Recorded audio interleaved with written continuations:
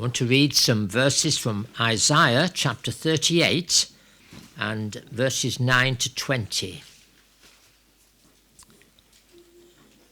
This is the writing of Hezekiah, king of Judah, when he had been sick and had recovered from his sickness.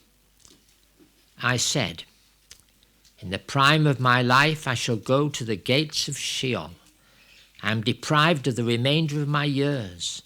I said, I shall not see Yah, the Lord, in the land of the living. I shall observe man no more among the inhabitants of the world. My lifespan is gone, taken from me like a shepherd's tent. I have cut off my life like a weaver. He cuts me from the loom. From day until night you make an end of me. I have considered until morning. Like a lion, so he breaks all my bones. From day until night you make an end of me. Like a crane or a swallow, so I chattered, I mourned like a dove. My eyes failed from looking upward. O Lord, I am oppressed. Undertake for me. What shall I say?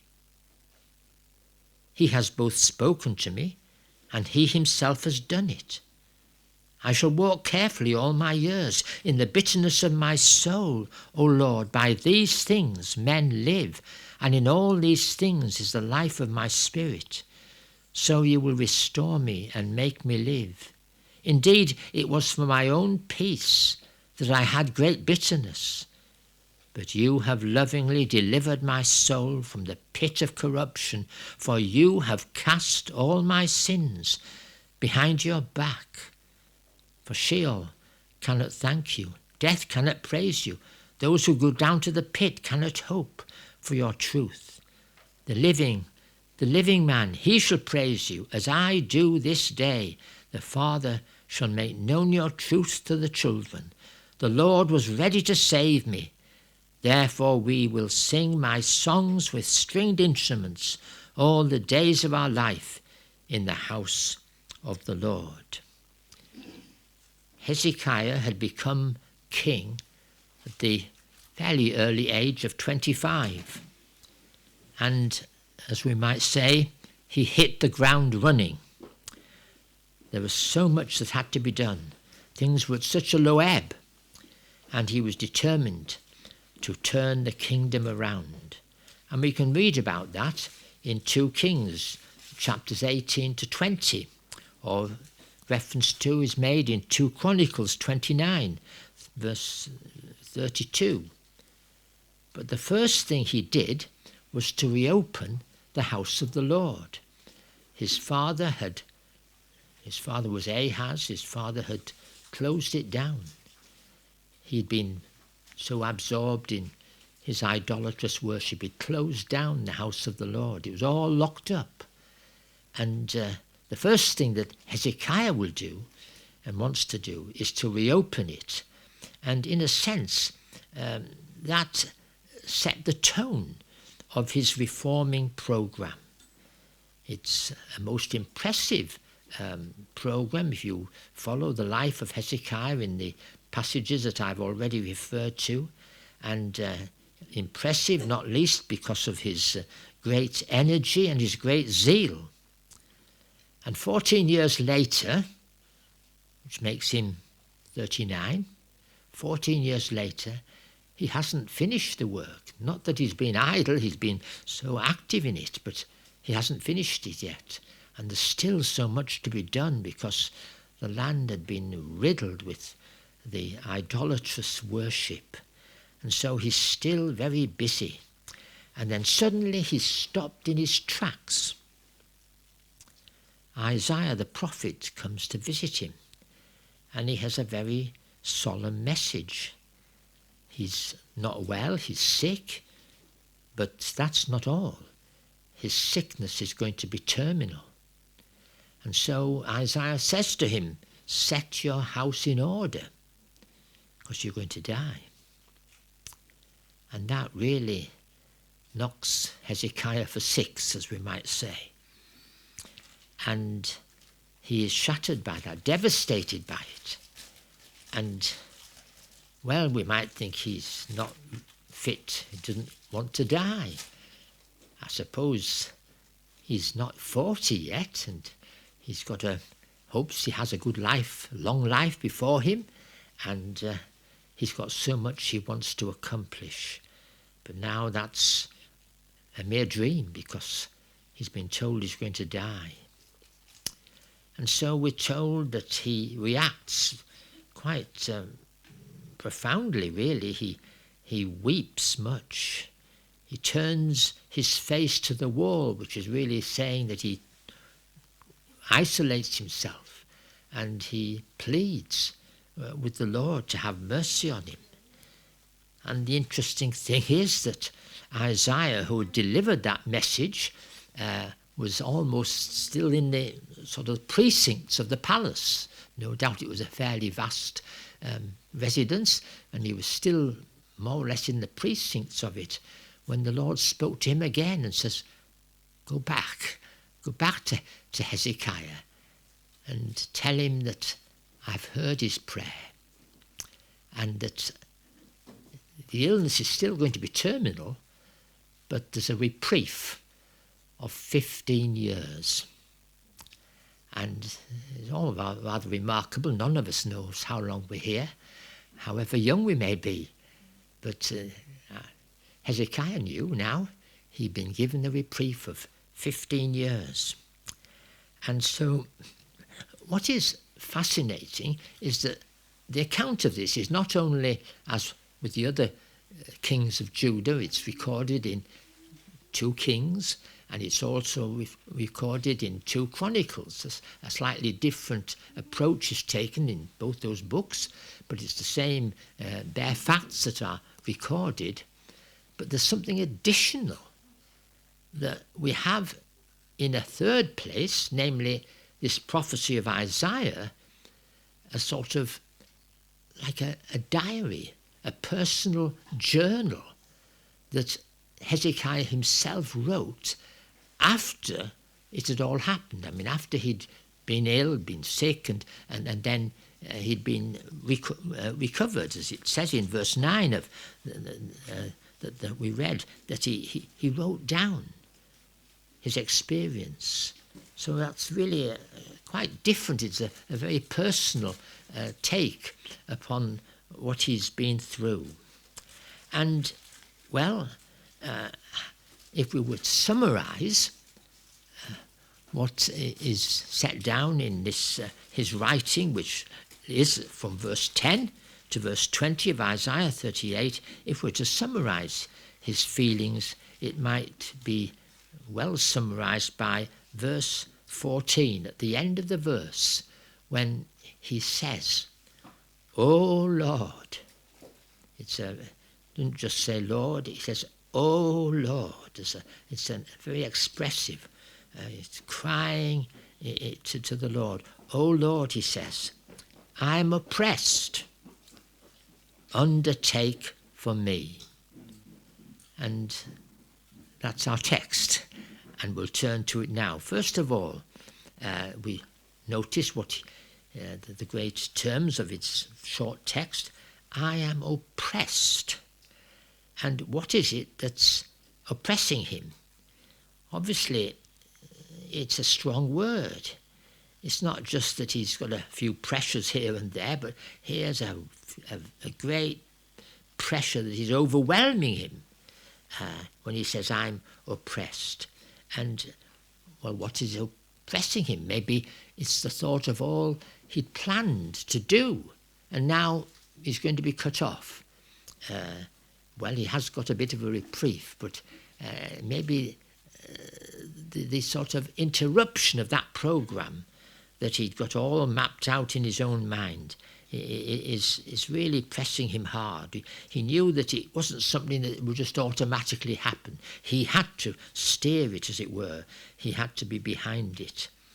And, well, there were many things as well. There was the Assyrian enemy that was sort of lapping at his gates, and that was a great threat. Assyria was one of the superpowers, and really, humanly speaking, Judah hadn't a chance. And so to be threatened by this superpower was a colossal pressure upon him. But then there's another one, and that is that, you see, he had no heir. Now, the kings that succeeded David, they were all in the line of David. Some of them were worthy successors to David. Some of them were a real bad lot. But nonetheless, the line was maintained, was continued. And so it's going to finish with Hezekiah because he's not got any heir. And, well, he might have felt that he could still be producing an heir, but he was only a young man. But if he died, that's out of the question, obviously. And that was a great burden to him. It was not just that he was distressed at childlessness, but because of the significance. And this whole line from David, and of course we know where that line is heading for, to the one who is great David's greatest son. But that line is going to be cut off, and that'll be it. And of course that seems to be a threat to Hezekiah might have only seen this fairly dimly, but it's going to be, there's be no Messiah to come, no greater son to come. So this is an immense burden upon him. And yet, there's something even greater than all these things, having a superpower breathing down your neck and having all the work sort of suddenly interrupted and not having an heir. But there's something more, and it's very personal. And the answer is in just 3 letters. It's sin. Now, you might think that's just a sort of typical way a preacher might try to turn a thing round and so as to maximise sin. But in fact, it's absolutely clear from the text that it was sin that was troubling him. Now, if you read the story of Hezekiah's life, you think, well, he's a very worthy successor to David, and he's seeking to do good things and right things, and he's often commended for those good things he did. But that doesn't alter the fact that he's got a sinful heart, and that is really how he feels. That's why we've been singing from Psalm 51.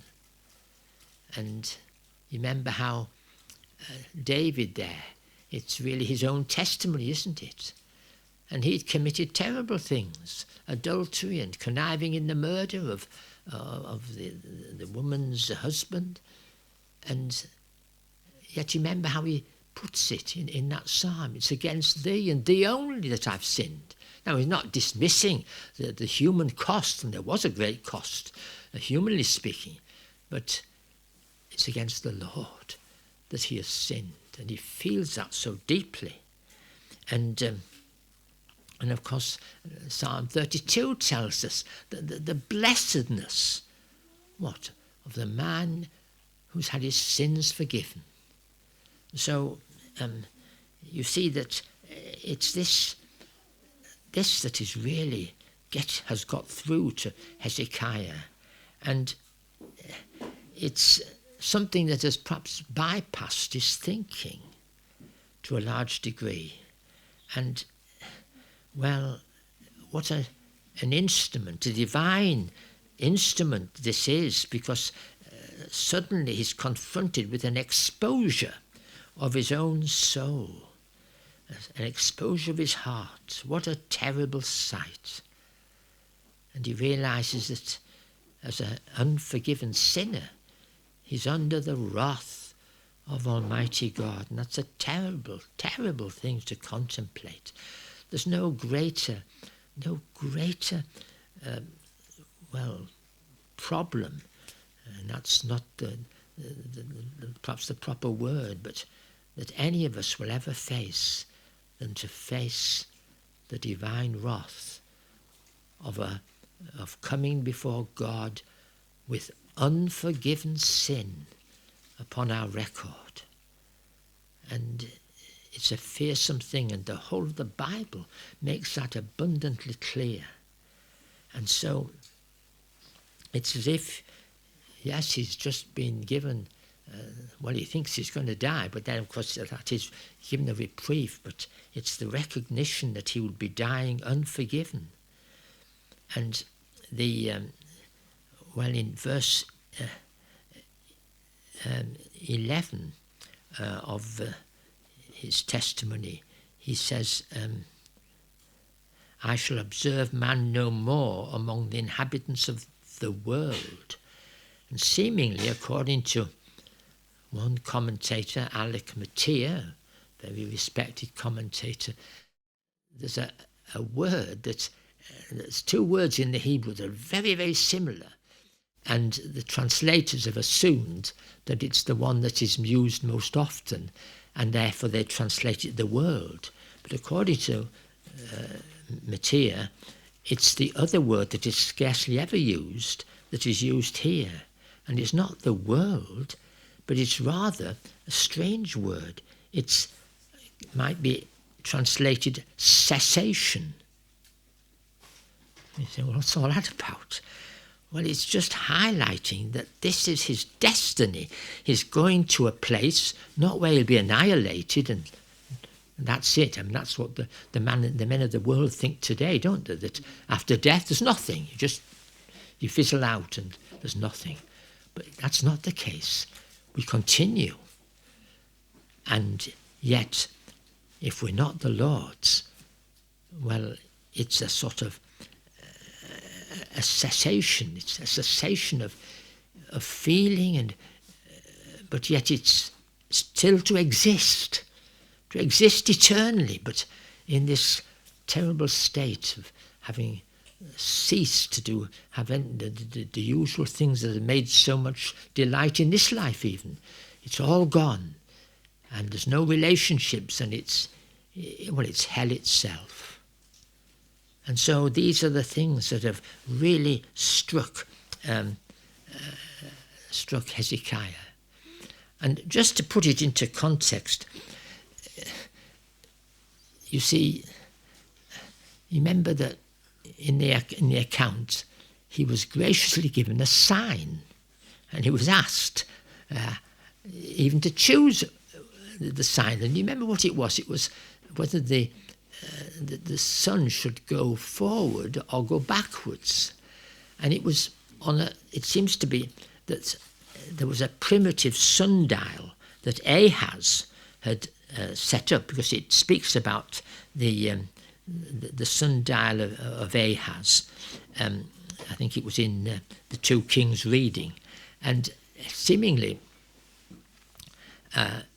it was the shadow falling on a series of steps, and it was so sort of constant that you could tell the time by it. And now we're not told whether each step was a degree and how big the degree was, whether it was half an hour or an hour or what, but it was a sort of a primitive sundial, and it went back at these 10 degrees. Now I say whether that was 10 half hours or 10 hours, who knows, but that was the sign. And well, if you were to read on into the following chapter in both 2 Kings and in Isaiah here, chapter 39, you find that Babylon, 500 miles away, sent some very important sort of ambassadors to inquire of the sign, because it had affected them, this altering of the timing. It had affected them, and they couldn't understand it. And so they seemed to discern that it was something to do with Israel, so they'd sent these men to find out. So that was the measure of the sign. And yet even that pales into insignificance Just imagine if somehow today suddenly went back 10 hours or something like that. We would all be in such confusion, and everybody would be aware of it and so on. But all that falls into sort of, doesn't seem to matter compared with this great issue that is so dogging him, his sin. And so he pleads with the Lord, and it's quite a profound prayer. Oh Lord, I am oppressed. And that's what's oppressing him. And so I just want us to notice we could do with a bit of that divine oppression today, couldn't we? Because sin is so belittled, it's ignored, it's sort of written out of the language almost, isn't it? And believers, we know about sin, and yes, our sins are forgiven, but yet somehow I wonder if we really get it. I want to just tell a little illustration here, which is it's a dangerous illustration because it's so likely to be misunderstood by you. Let me tell you. It's about something that happened in the 18th century. A godly minister in the Black Isle of Scotland called Hector MacPhail. And he was once on a journey, a bit like your minister, was going to a conference in Edinburgh, but then to go from the Black Isle to Edinburgh was a long way, so he had to take 2 or 3 days to get there on horseback. And the first night he stopped in a wayside inn and stayed for the night. And before he retired, he said he wanted to conduct prayers with all the people in the inn. And so the landlord gathered them all together, and before he said, "Are you sure everybody's here?" "Yes." "Are you sure?" "Well, actually, there's a kitchen maid, but she don't understand anything. She's not, I don't know, we need bother about her. I'm not starting these devotions until she's here." And so she was brought, and she seemed very much ill at ease and out of place. And anyway, he then conducted the devotions. But afterwards he spoke to this kitchen maid, and he discovered that she had no idea. She didn't even realise that she had a soul. And well, what could he say to her? He was going off first thing in the morning. So he said, I'm going to Edinburgh and I'll bring you a present back if you'll promise to learn a prayer. Well, she didn't really know much about praying, but anyway, this is the prayer. Lord, show me myself. Amen. Now, if he went to Edinburgh, and probably 2 or 3 weeks later, he was on his way back and he stopped again. And he inquired of this kitchen maid. And the landlord said, "Oh, we can't do anything with her. She's hopeless. She's in a terrible state. And we can't make head or tail of her. She's just in such an agony." And so anyway, he went, he was brought to see him, and anyway, he spoke very tenderly to her. He brought a little present for her. And he said, I'm going to teach you another prayer, and I want you to learn this prayer. And what was it? Lord, show me thyself. And she promised she would learn it. And off he goes back home. Many, many, many years later, the knock on his door. He's a retired man now. And it's this lady, quite smartly dressed, and obviously a totally different character, but it's the same. It was a kitchen maid. And she said, "You taught me 2 prayers. And the Lord answered them both. He showed me myself in all the foulness and all the filth. And then, after you taught me the 2nd prayer, he answered that too. And he showed me himself, the only answer to sin." Well, you might think that's a nice little story, and but we need to get it that I'm the kitchen maid, you're the kitchen maid, and we need to see just how foul, how terrible is sin. in the sight, not of our contemporaries, they laugh it off, but in the sight of God, with whom we all have to do. Well, I say it's a dangerous, because you can think, it's a nice story, but miss the point of examining ourselves. Well, now we must hasten on. But the second word is undertake. Undertake. Remember, that's when, Lord, I'm oppressed. Undertake for me. Well, what is he pleading for? What is he pleading for in that statement, undertake? Well, the best way to illustrate it is from the scripture itself. And I outlined it before I read the passage from Genesis 43. And you may remember that Jacob was reluctant, terribly reluctant. He couldn't bear to have Benjamin go. Might lose him like he seems to have lost Joseph. And nothing. He's almost saying, over my dead body, you're not taking Benjamin. But in the end, you see, they were starving. They needed the food. And the other brothers, he said, there's no point in us going, because the man said we wouldn't see his face unless our brother was with us. And so in the end, Jacob agrees, but only after Judah, one of the brothers, has taken the initiative. And he said, Father, we can't go unless Benjamin goes, but commit him to my hands, and I will be responsible for him. And the word that was used there in Genesis 43 is exactly the same word as this word undertake, only it isn't translated undertake. He said, I will be surety for the lad.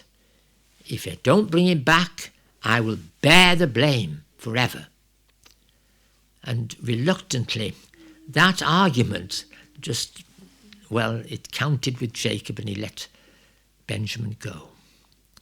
And of course you remember what happened, and how it so happened that Benjamin was accused, and so it was all it was a set-up job, wasn't it?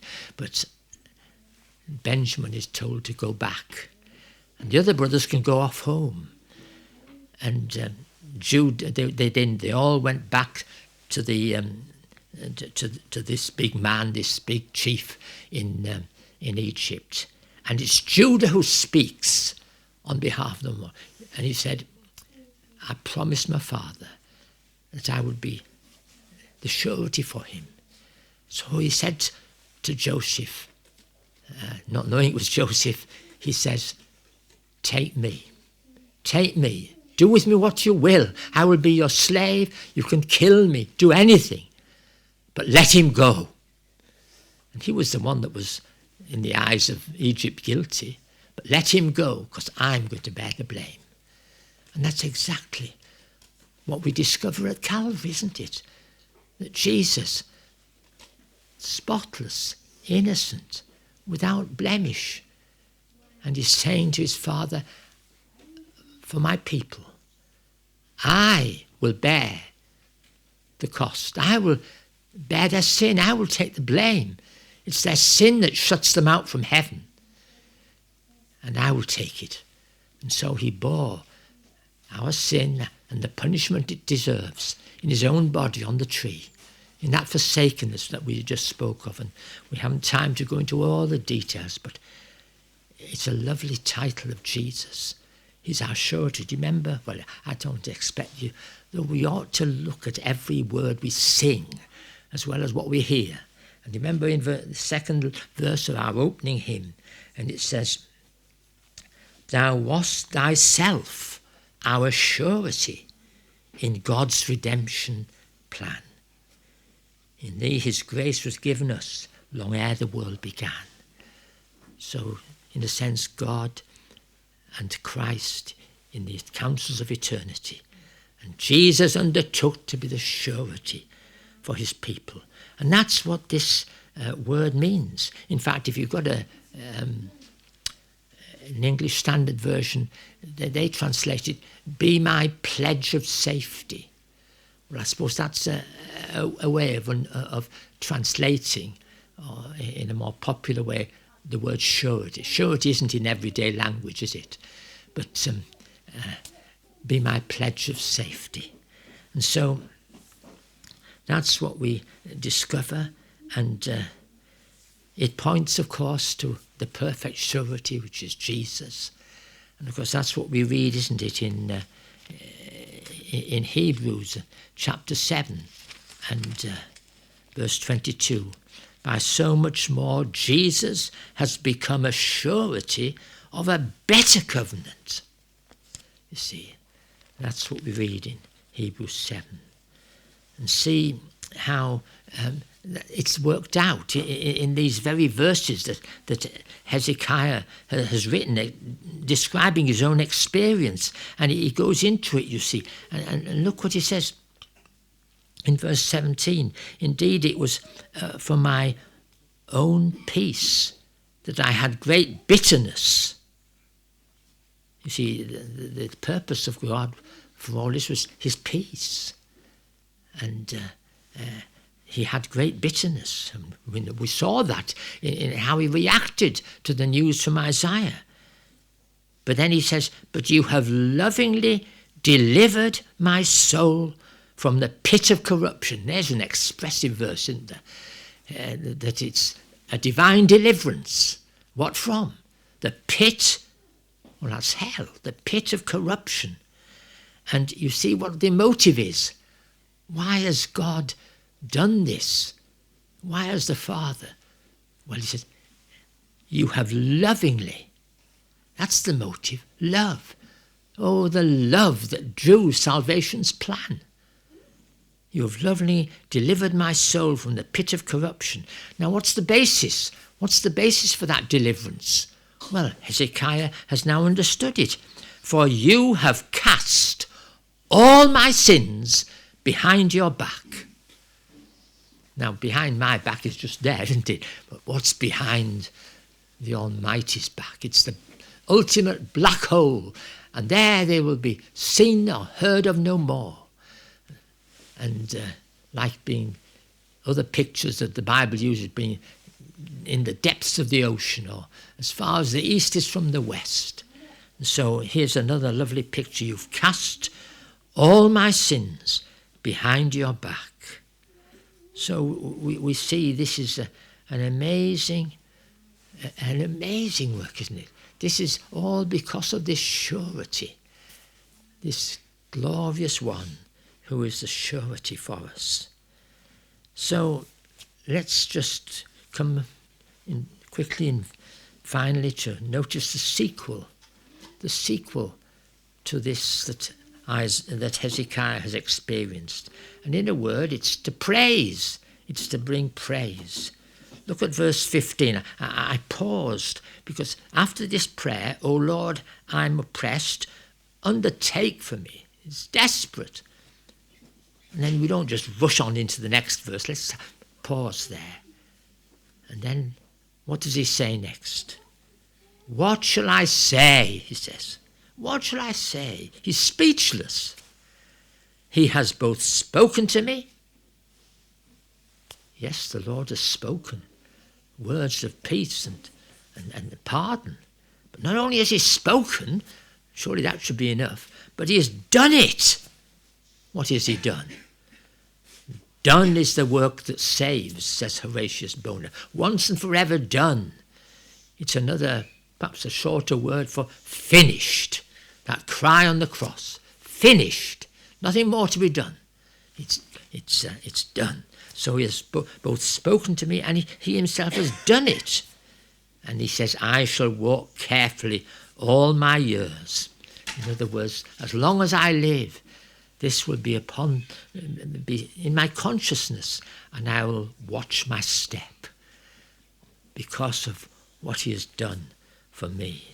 So it's a lovely portion, is this, a lovely passage that Hezekiah has written. Look what he says in verse 20. The Lord was ready to save. There's no reluctance in the Lord to save. He's ready to save. He wants to save us. You see, he's ready to save. And therefore he says, therefore we will sing my songs with stringed instruments all the days of our life in the house of the Lord. In the house of the Lord. There's a little verse in my margin here, Psalm 23, verse 6. You know the last verse of the 23rd Psalm, I will dwell in the house of the Lord. Well, it's the house of the Lord still. And just notice the contrast there, because Hezekiah, in his depths, had said this earlier on in verse 10, in the prime of my life, I shall go to the gates of Sheol. That's the gates of hell. And he doesn't just mean he'll go and view it from the outside. It means he'll go through those gates. And somehow the contrast between the gates of Sheol then and what we read at the end of his little journal, the house of the Lord. So what a lovely contrast that is. So, and just to say this, I mean, I don't want to end on a sort of a downbeat note, but you see, the problem with Hezekiah was that despite all that he did, all his activity, and very commendable, and it was commended, but there was a weak link. And it was really his own heart. And we just noticed that in 2 Chronicles and chapter 32.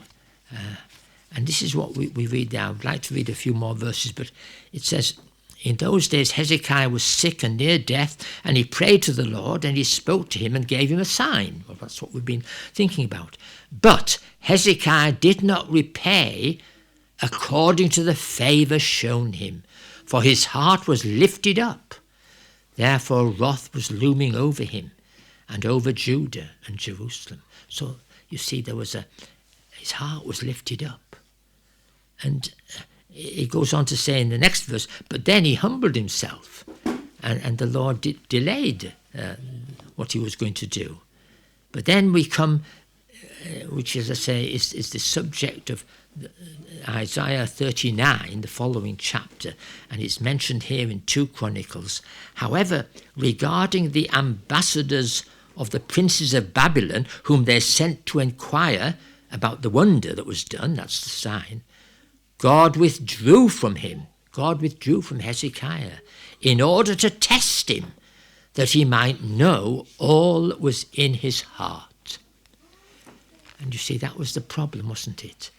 That though there's so much to be commended in Hezekiah and his whole approach, but there was this weakness, this heart, this tendency to pride. And you know, we can sometimes be distinguished by things that we've done and all the activity and all the accomplishment, and it's worthy, very worthy of commendation. But the Lord always looks not on the outside, but on the heart. And how is your heart tonight? And I trust that we might leave this service glorying in the one who has come and is our surety. What a blessed title that is. And we see the bones of it all. It's spelt out, isn't it? That God is so ready to save, so ready to deliver our souls from the pit that they deserve to go to, and to cast all our sin behind his back. What a God he is. What a Saviour we have. We praise and honour him. Let's conclude, shall we, as we sing from Christian hymn 753.